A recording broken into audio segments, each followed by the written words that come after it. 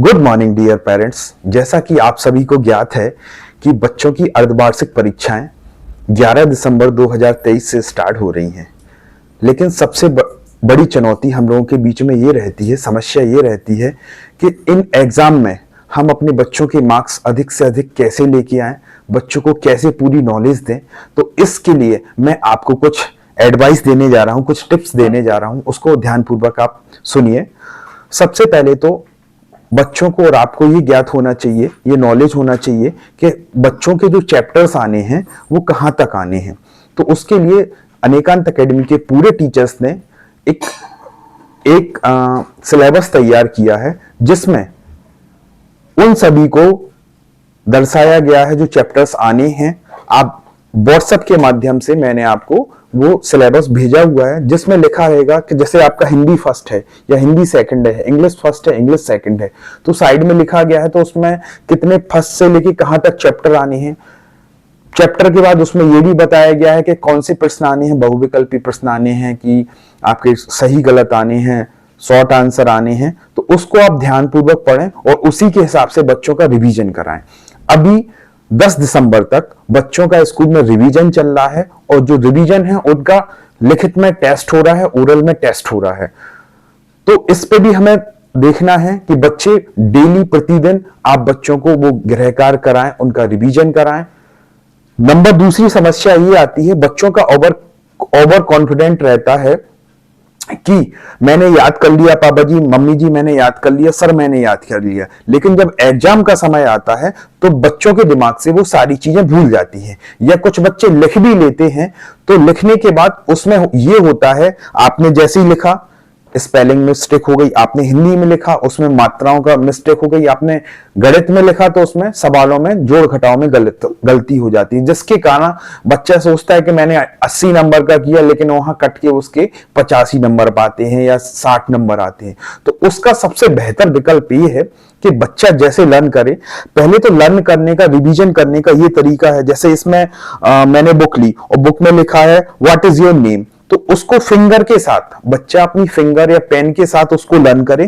क्योंकि अगर आप फिंगर और पेन के साथ लर्न करेंगे तो एक बच्चे को नींद नहीं आती, और आप खाली ऐसे पढ़ते रहेंगे तो बच्चे को कुछ टाइम बाद नींद आने लगती है, उसको आलस आने लगता है।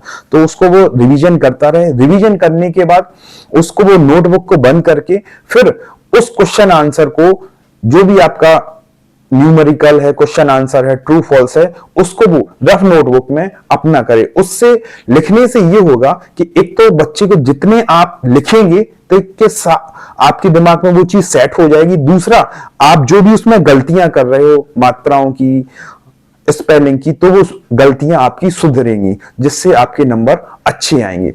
सबसे दूसरी समस्या ये रहती है प्राइमरी क्लासेस में कि जो आंसर रहते हैं, क्वेश्चन का आंसर होता है 2-3 लाइन का, होता है 4 लाइन का, तो बच्चे को क्या है वो लेंदी हो जाता है, वो याद नहीं होता है। तो एक तो जब बच्चे को ये पता नहीं रहेगा इस क्वेश्चन में पूछा क्या है, उसका आंसर क्या है, तब बच्चा वो क्वेश्चन नहीं कर पाएगा।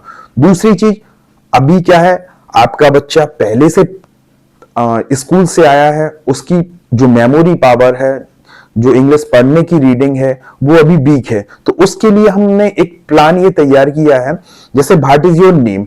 इसमें क्वेश्चन का आंसर जो रहता है वो 2 तरीके से दे सकते हैं। कुछ आंसर ऐसा रहता है जो प्रश्न में ही छुपा रहता है। जैसे मैंने पूछा व्हाट इज योर नेम, तो बच्चा बोलेगा माई नेम इज।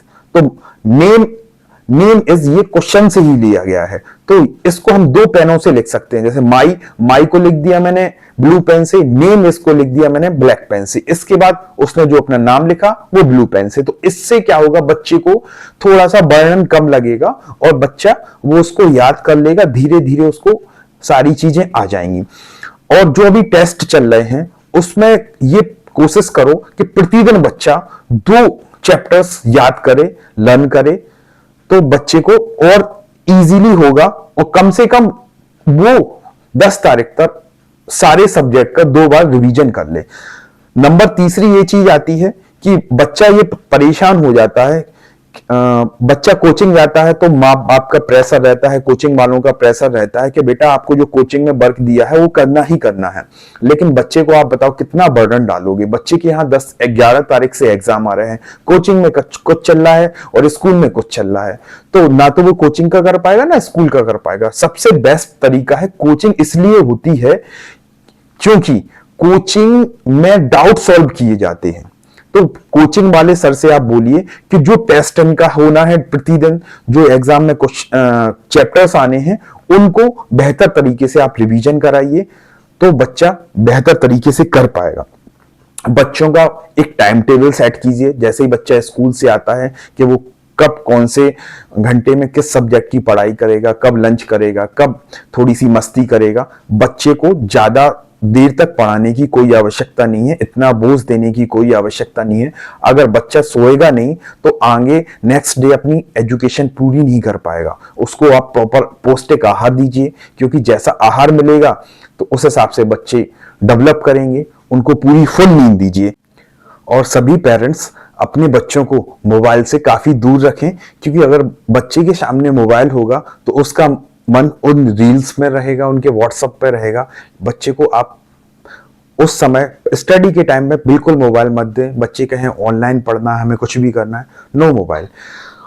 और लास्ट में एक महत्वपूर्ण बात मैं आपसे कहना चाहता हूं कि अक्टूबर में 1 अक्टूबर से लेकर 10 अक्टूबर तक विद्यालय की नियम अनुसार पूरी फीस जमा हो जाती है, लेकिन कुछ पेरेंट्स अभी उनकी फीस बच्चों की बाकी है, तो आप समय से पहले पूरी फीस जमा कराकर और बच्चे का प्रवेश पत्र विद्यालय से प्राप्त कर लें, जिससे बच्चे को कोई एग्जाम देने में समस्या नहीं हो, क्योंकि बिना प्रवेश पत्र के एग्जाम नहीं हो पाता है, ये सभी आप जानते हैं। और अंत में मैं यही कहना चाहूंगा कि हमारे बच्चे देश का भविष्य है और कोई भी बच्चा शिक्षा से वंचित ना रह सके, क्योंकि अगर बेस्ट शिक्षा नहीं मिलेगी तो हमारा देश विकास नहीं कर पाएगा, देश विकसित नहीं हो पाएगा। ये हमारे बच्चे नींव हैं जो हमें अपना देश के भविष्य के लिए हम इनको तैयार कर रहे हैं। इसी के साथ मैं आज इन्हीं बातों से विराम लेता हूं। जय जिनेंद्र, जय भारत।